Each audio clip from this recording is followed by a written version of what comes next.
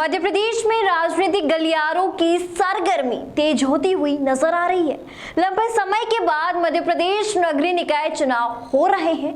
इसी के साथ इंदौर में निकाय चुनाव की सारी राजनीति इन दिनों बड़े भैया के आसपास नजर आ रही है। कांग्रेस और बीजेपी दोनों दलों के महापौर पद के प्रत्याशियों संजय शुक्ला और पुष्यमित्र भार्गव ने बड़े भैया का आशीर्वाद लेकर चुनाव प्रचार की शुरुआत की है।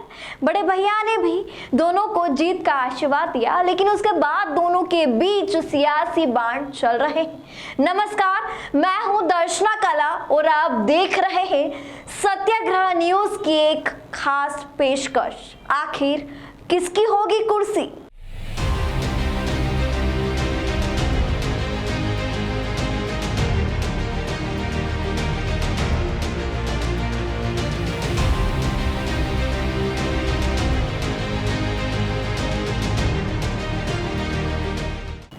मध्य प्रदेश नगरीय निकाय चुनाव के लंबे इंतजार के बाद बीजेपी ने अपने महापौर पद के उम्मीदवार पुष्यमित्र भार्गव का नाम फाइनल कर दिया है, जिसके बाद पुष्यमित्र भार्गव गुरुवार सुबह इंदौर नगर भाजपा के वरिष्ठ नेताओं से आशीर्वाद लेने उनके निवास पर पहुंचे। पुष्यमित्र भार्गव ने इंदौर नगर भाजपा के पितृ पुरुष विष्णु प्रसाद शुक्ला और पूर्व विधायक और कवि सत्यनारायण सत्तन गुरुजी, वरिष्ठ नेता मधु वर्मा सहित नगर के कई वरिष्ठ नेताओं से उनके घर जाकर उनसे चर्चा की और आशीर्वाद लिया। सभी वरिष्ठ नेताओं को आशीर्वाद लेने के पश्चात भार्गव अपने समर्थकों के साथ चुनावी समर में उतर गए।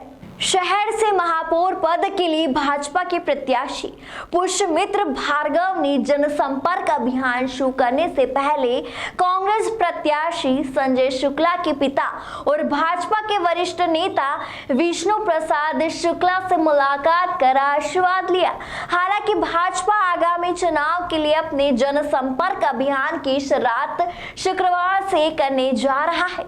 इससे पहले पुष्यमित्र ने विष्णु प्रसाद शुक्ला से उनके निवास पर मुलाकात की और आशीर्वाद लिया। आपको बता दें कि इंदौर महापौर पद के प्रत्याशी की घोषणा के लिए कई दिनों से चले आ रहे मंथन पर आखिरकार बुधवार को विराम लगा।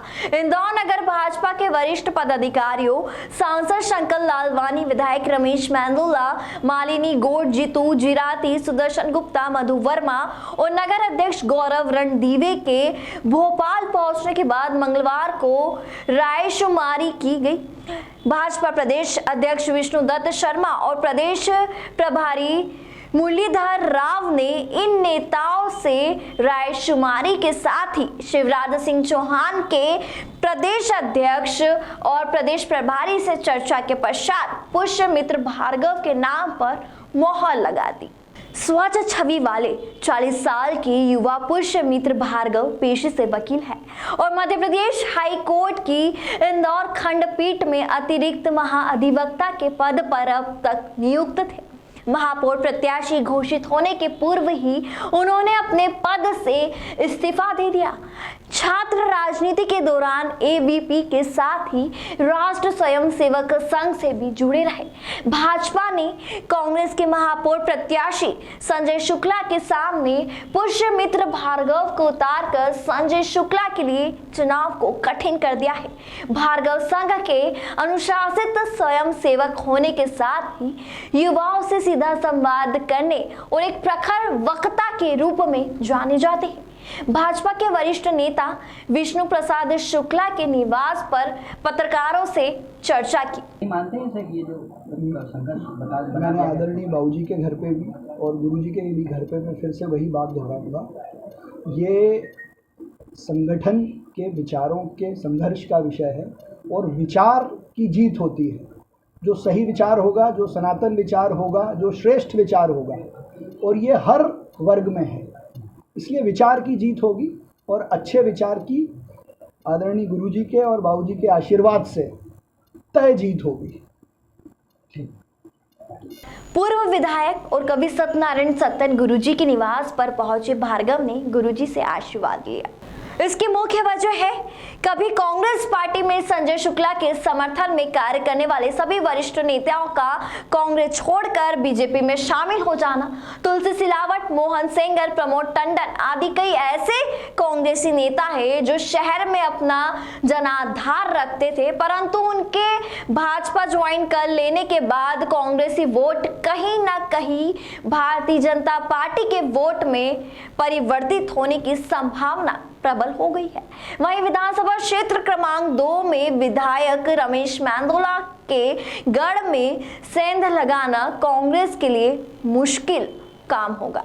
इसी प्रकार विधानसभा क्षेत्र क्रमांक 3 की बात करें तो विधायक आकाश विजयवर्गीय ने क्षेत्र में जनता से सीधा संवाद रखते हुए सरलता से उपलब्ध रहते हुए क्षेत्र में विकास की गंगा बहाकर अपनी एक अलग पहचान बनाई है।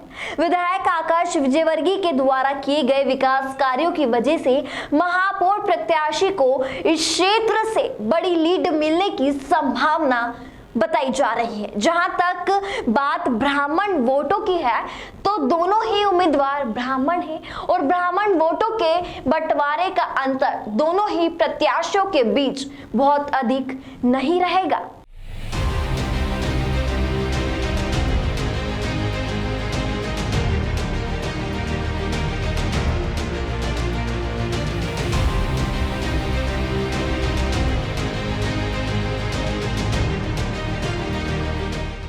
बहरहाल दोनों ही प्रत्याशी अपने अपने समर्थकों के साथ चुनावी मैदान में उतर गए हैं और दोनों ही प्रत्याशी अपनी अपनी जीत के दावे कर रहे हैं। अब देखना यह है कि इंदौर की जनता किसको अपना आशीर्वाद देकर नगर का प्रथम नागरिक होने का गौरव प्रदान करती है।